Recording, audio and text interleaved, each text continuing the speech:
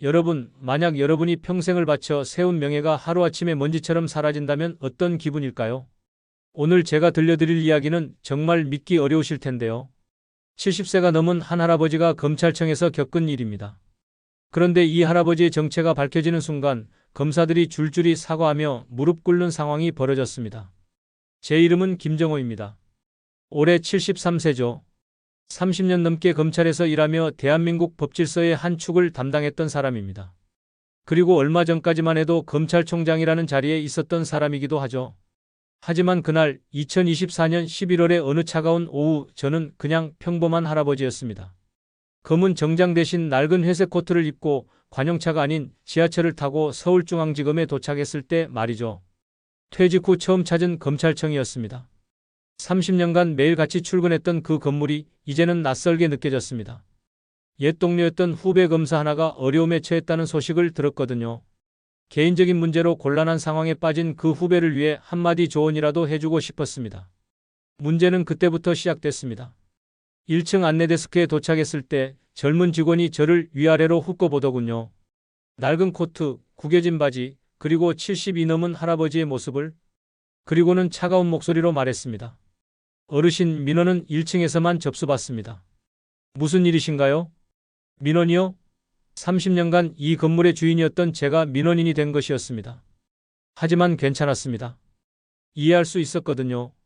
지금의 저는 그냥 평범한 할아버지였으니까요. 죄송합니다. 김민수 검사를 만나려고 하는데요. 개인적인 일로 잠깐만 뵙고 싶습니다. 검사님을 만나시려면 사전 약속이 있으셔야 하고요. 공식적인 절차를 거쳐야 합니다. 혹시 변호사이신가요?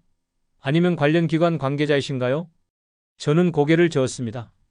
제 신분을 밝힐 생각은 없었거든요. 그냥 개인적으로 선배로서 후배에게 따뜻한 조언 한마디 건네고 싶었을 뿐이었습니다. 아닙니다. 그냥 개인적으로 아는 사이입니다.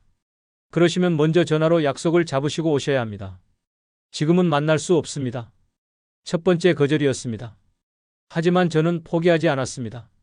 그 후배가 얼마나 어려운 상황에 있는지 알고 있었거든요. 가족 문제로 고민이 많다고 들었는데 혼자서는 해결하기 힘든 일이었습니다. 그럼 잠깐만 메모라도 전해주실 수 있을까요? 정말 중요한 일입니다. 죄송합니다. 그런 것도 규정상 불가능합니다. 공식적인 채널을 이용해 주세요. 공식적인 채널? 30년 전이라면 이 건물 어디든 자유롭게 드나들 수 있었던 제가 이제는 1층 로비에서 발걸음이 막힌 것입니다. 그래도 포기할 수 없었습니다. 엘리베이터 쪽으로 걸어갔더니 경비원이 막더군요. 어르신, 출입증이 있으세요? 없습니다. 그런데 정말 급한 일이 있어서 출입증 없이는 올라갈 수 없습니다. 1층 안내데스크에서 방문 신청을 하세요. 두 번째 좌절이었습니다. 다시 안내데스크로 돌아갔지만 답은 똑같았습니다. 그렇게 30분 일시간이 흘러갔습니다. 이상했습니다. 제가 이렇게 무력감을 느낀 적이 언제였을까요?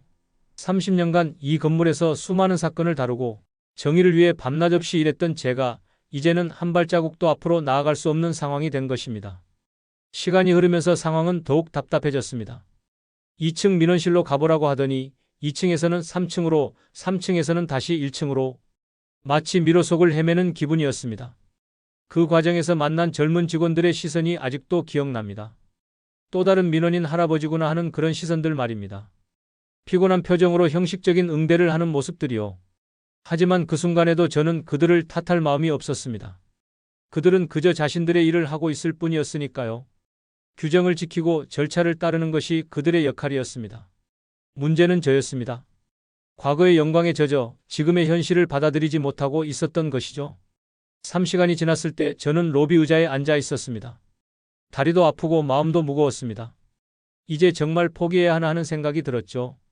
그런데 그때였습니다. 엘리베이터에서 내려온 한 검사가 저를 발견한 것은 그는 제 얼굴을 보더니 깜짝 놀라는 표정을 지었습니다. 혹시 김정호 총장님이세요? 그 순간 로비의 공기가 순식간에 바뀌었습니다. 안내데스크의 직원들이 고개를 돌리고 경비원이 깜짝 놀라며 일어섰습니다. 30년의 세월이 만들어낸 위험이 70세 할아버지의 주름진 얼굴에서 다시 살아나는 순간이었습니다. 하지만 저는 그 순간이 오히려 부끄러웠습니다. 왜냐하면 깨달았거든요. 지난 3시간 동안 제가 경험한 것이 수많은 일반 시민들이 매일 겪고 있는 현실이라는 것을 말입니다. 그리고 더 중요한 깨달음이 기다리고 있었습니다. 과연 이 상황이 단순히 신분이 밝혀지는 것으로 끝날 일이었을까요? 김정호 총장님이세요? 그 한마디가 던져진 순간 검찰청 1층 로비의 분위기가 180도 바뀌었습니다. 마치 얼음이 녹듯이 차갑던 공기가 순식간에 긴장감으로 바뀌었죠. 안내데스크의 젊은 직원은 얼굴이 새하얗게 질렸습니다. 3시간 동안 저를 민원인 할아버지 취급하며 차갑게 대했던 그 직원 말입니다. 경비원은 깜짝 놀라 일어서더니 허둥지둥 자세를 고쳤고 주변에 있던 다른 직원들도 웅성웅성거리며 저를 쳐다봤습니다. 저를 알아본 검사는 황급히 다가왔습니다. 이철민 부장검사였죠. 제가 차장검사 시절부터 알고 지낸 후배였습니다. 총장님, 어떻게 이런 곳에 계세요? 아무도 모르게 오셨나요? 저는 쓴 웃음을 지었습니다. 이철민 부장, 오랜만이네. 김민수 검사 좀 만나려고 했는데 어렵더군. 그 순간 안내데스크 직원이 뛰어왔습니다. 아까 그 젊은 직원이었죠. 죄송합니다. 정말 죄송합니다. 몰라 뵙고 정말 죄송합니다. 연달아 사과하는 모습을 보니 마음이 편하지 않았습니다. 그 직원은 잘못한 게 없었거든요. 규정대로 일했을 뿐이었습니다. 괜찮네. 자네는 맡은 일을 충실히 한 것뿐이야. 사과할 일 아니야. 하지만 그 직원의 사과는 멈추지 않았습니다. 경비원도 마찬가지였죠. 심지어 주변에 있던 다른 직원들까지 하나둘 다가와 인사를 했습니다. 이철민 부장검사가 급하게 말했습니다. 총장님, 제 사무실로 모시겠습니다. 김민수 검사도 바로 연락드리겠고요. 엘리베이터로 향하는 길, 아까 저를 막았던 경비원이 깊숙이 허리를 숙이며 길을 안내했습니다. 3시간 전만 해도 출입증 없다며 막았던 그분이 말이죠. 엘리베이터 안은 정적이 흘렀습니다. 이철민 부장검사가 조심스럽게 물었습니다. 총장님, 혹시 아까부터 계속 계셨던 건가요? 3시간 정도 있었네. 3시간을? 아무도 모르고요? 고개를 끄덕였습니다. 그러자 이철민 부장의 얼굴이 굳어졌습니다. 사무실에 도착하자마자 이철민 부장은 다른 검사들에게 연락을 돌리기 시작했습니다. 김민수 검사는 물론이고 다른 간부 검사들에게까지 말이죠. 총장님이 오셨는데 아무도 모르고 있었다고? 3시간 동안? 전화 너머로 들리는 놀란 목소리들이 저까지 들렸습니다. 10분도 안 돼서 김민수 검사가 헐레벌떡 뛰어왔습니다. 얼굴이 새파랗게 질린 채로 말이죠. 총장님, 정말 죄송합니다. 몰라 뵙고. 민수야, 괜찮다. 앉아라. 하지만 김민수 검사는 앉지 못하겠다며 계속 서 있었습니다. 그리고 이상한 일이 벌어졌습니다. 하나둘씩 다른 검사들이 사무실로 들어오기 시작한 것입니다. 모두들 같은 표정이었습니다. 죄송하다는 표정, 당황스러운 표정, 그리고 어떻게 해야 할지 모르겠다는 표정들이었죠. 총장님, 정말 죄송합니다. 몰라 뵙고 실례했습니다. 3시간 동안 아래에서 기다리셨다니. 줄줄이 이어지는 사과들을 듣고 있자니 이상했습니다. 제가 원했던 건 이런 게 아니었거든요.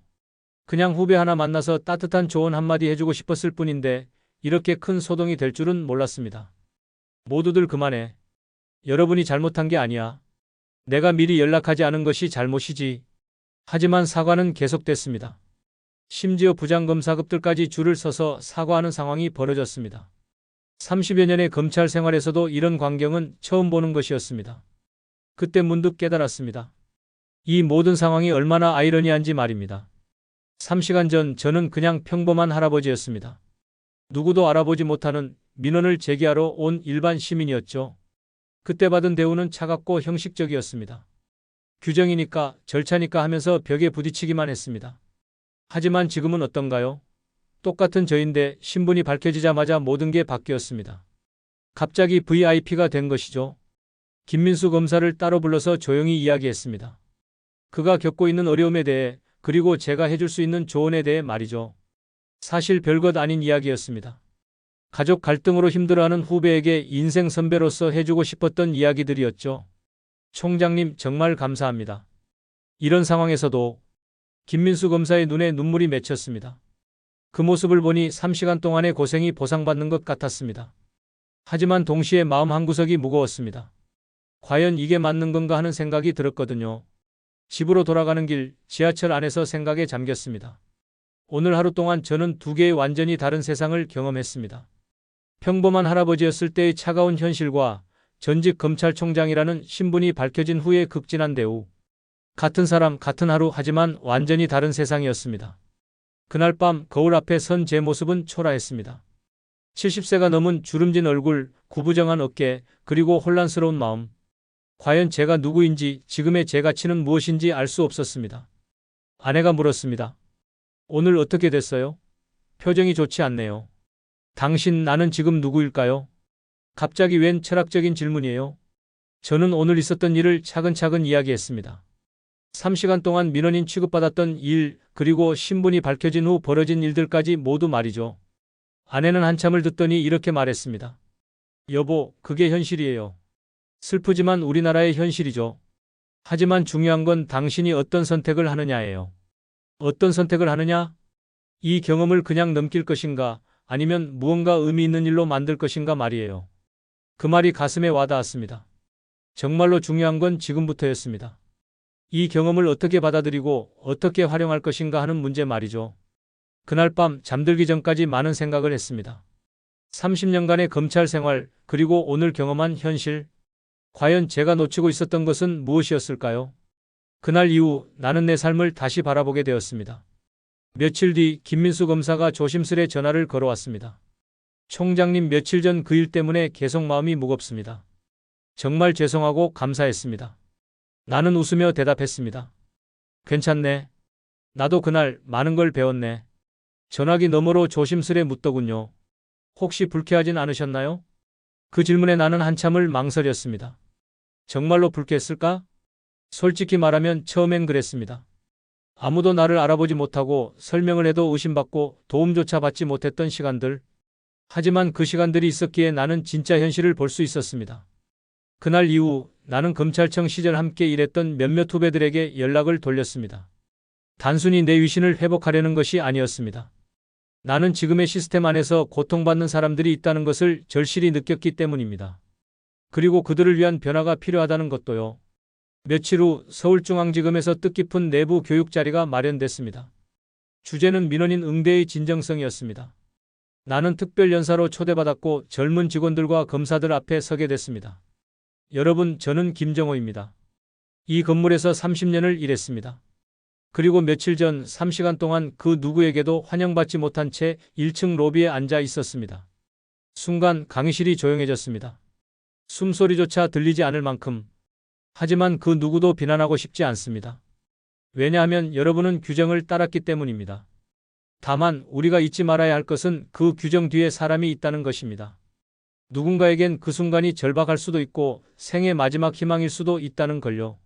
내가 말을 멈추자 한 직원이 조용히 손을 들었습니다. 총장님, 그날 그 1층 직원이 저였습니다. 다시 한번 진심으로 죄송하다는 말씀드리고 싶습니다. 그 순간 나는 그 젊은 직원의 눈에서 진심을 느꼈습니다. 나는 고개를 끄덕이며 말했습니다. 당신 덕분에 내가 배웠습니다. 우리 모두 언젠가는 무시당하는 사람이 될 수 있다는 것을요. 강의가 끝난 뒤 누군가 내게 다가와 말했습니다. 총장님, 사실 저희도 때때로 무시당하는 사람들입니다. 언성을 높이는 민원인들, 감사관 앞에서의 모욕들, 우리도 그저 사람입니다. 그 말에 나는 고개를 끄덕였습니다. 그래요, 세상에는 무시하는 사람과 무시당하는 사람만 있는 게 아니었습니다. 우리 모두는 순간마다 서로의 입장이 될 수 있는 존재들이었죠. 며칠 후 나는 평소 알고 지내던 동네 복지관에서 강연을 요청받았습니다. 주제는 노년의 삶과 존엄이었습니다. 그 자리에서 나는 내 이야기를 담담히 풀어냈습니다. 사람은 나이를 먹으면 작아집니다. 몸도 목소리도 존재감도요. 하지만 그 작아진 모습 속에 살아온 시간만큼의 가치가 숨어 있다는 걸 우리가 잊지 않았으면 합니다. 강연이 끝나고 한 할머니가 조심스레 손을 잡았습니다. 선생님 이야기 들으니까 괜히 눈물이 나요. 나도 병원에서, 은행에서 무시당한 적 많았거든요. 나는 그 손을 꼭 잡아드렸습니다. 이제 우리 목소리 내봅시다. 우리도 이야기할 자격이 있으니까요. 그날 밤 일기를 쓰며 생각했습니다. 나는 아직 살아있다. 그리고 할 일이 남아있다. 나는 다시 김민수 검사에게 문자를 보냈습니다. 언젠가 당신도 내 나이가 되면 오늘의 나를 기억하게 될 거야. 그때 누군가를 따뜻하게 맞아줄 수 있는 사람이 되길. 그리고 문득 거울을 보았습니다. 그 속에는 여전히 낡은 코트를 입은 주름진 얼굴의 노인이 서 있었지만 그 눈빛만큼은 그 어느 때보다 따뜻하고 단단했습니다. 노인의 주름에는 시간이 담겨 있고 침묵에는 사연이 담겨 있습니다. 우리가 누군가를 무심코 판단할 때 그 사람의 과거와 마음을 함께 봐줄 수 있는 사회가 되길 바랍니다. 구독과 좋아요는 영상 제작에 큰 힘이 됩니다.